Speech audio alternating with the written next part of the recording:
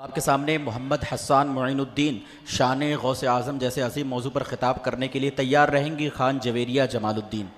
السلام علیکم ورحمۃ اللہ تعالی وبرکاتہ۔ الحمد للہ رب العالمین والصلاة والسلام علی سید المرسلین وعلی آلہ واصحابہ اجمعین، اما بعد فاعوذ باللہ من الشیطان الرجیم، بسم اللہ الرحمن الرحیم۔ يا أيها الذين آمنوا اتقوا الله وكونوا مع الصادقين، صدق الله العظيم۔ واہ کیا مرتبہ اے غوث ہے بالا تیرا، واہ کیا مرتبہ اے غوث ہے بالا تیرا، اونچے اونچوں کے سروں سے قدم اعلیٰ تیرا، اونچے اونچوں کے سروں سے قدم اعلیٰ تیرا۔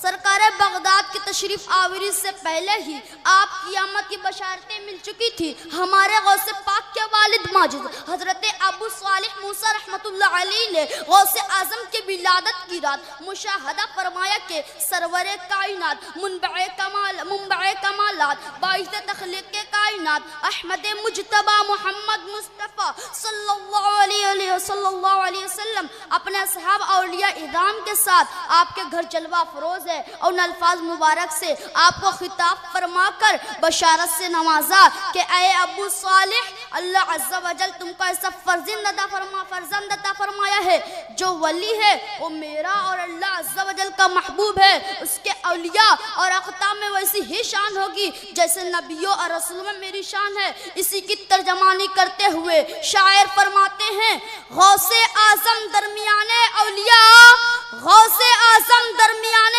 اولیاء، چو محمد درمیانے انبیاء۔ ہم گنہگاروں کو غوث پاک کے صدقے جنت ملے گی انشاءاللہ عز و جل۔ پیرانے پیر روشن ضمیر غوث اعظم دستگیر رحمت اللہ علیہ نے فرمایا، مجھے ایک کاغذ دیا گیا جو اتنا بڑا تھا کہ جہاں تک نگاہ پہنچ سکتی تھی اس میں میرے اصحاب اور مریدین کے نام تھے جو قیامت تک ہونے والے تھے، اور مجھ سے کہا گیا کہ سب کو تمہارے صدقے بخش دیا گیا۔ خدا کے فضل سے ہم پر ہے سایہ غوث اعظم کا، خدا کے فضل سے ہم پر ہے سایہ غوث اعظم کا، ہمیں دونوں جہاں میں ہے سہارا غوث اعظم کا۔ حضور غوث پاک کی نسبت صرف دنیا میں نہیں بلکہ قبر میں بھی کام آنے والی ہے۔ اس بات کا اندازہ اس واقعے سے لگائے کہ حضور غوث پاک کے زمانے مبارکہ میں ایک بہت ہی گنہگار شخص تھا، لیکن اس کے دل میں سرکار بغداد کی محبت ضرور تھی۔ اس کے مرنے کے بعد جب اس کو دفن کیا گیا اور قبر میں جب منکر نکیر نے سوالات کیے تو منکر نکیر کو رب تعالیٰ کی بارگاہ عالیہ سے ندا آئی، اگرچہ یہ بندہ فاسقوں میں سے ہے مگر اس کو میرے محبوب صادق عبد القادر کی ذات سے محبت ہے، پر اس سبب سے میں نے اس کی مغفرت کر دی، اور حضور غوث پاک کی محبت اور ان سے حسن اعتقاد کی وجہ سے اس کی قبر کو وسیع کر دیا۔ خدا کے فضل سے ہم پر ہے سایہ غوث اعظم کا، خدا کے فضل سے ہم پر ہے سایہ غوث اعظم کا، ہمیں دونوں جہاں میں ہے سہارا غوث اعظم کا۔ فرشتوں روکتے ہو کیوں مجھے جنت میں جانے سے، فرشتوں روکتے ہو کیوں مجھے جنت میں جانے سے، یہ دیکھو ہاتھ میں ہے دامن کس کا، غوث اعظم کا۔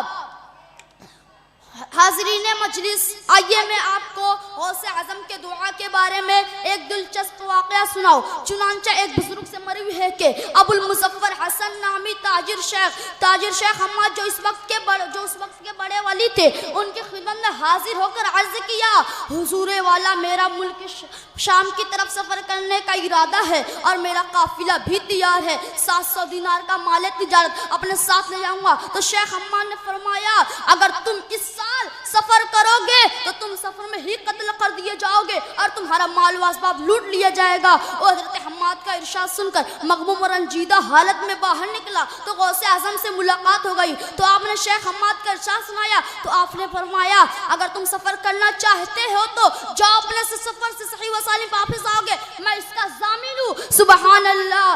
आपकी बशारत सुनकर आपकी बशारत सुनकर ताजिर सफर पर चला गया और मुल्क शाम में जाकर 1000 दीनार में उसने अपना माल फरोख्त किया। उसके बाद वो किसी काम के लिए हलब चला गया। वहाँ एक मकाम पर उसने अपने 1000 दीनार रख दिए, रखकर दीनारों को भूल गया और अपने क़यामगाह पर आ गया और हलब में अपने क़यामगाह पर आ गया। थका हुआ था, नींद का गलबा था, आते ही सो गया। ख्वाब में क्या देखता है कि अरब बदुओं ने उसका काफिला लूट लिया है, काफिले के काफी आदमियों को कत्ल भी कर दिया है, खुद उस पर भी हमला करके उसको मार डाला है। घबरा कर बेदार हुए, उसे अपने दीनार याद आ गए। फौरन दौड़ता हुआ उस जगह पहुंचा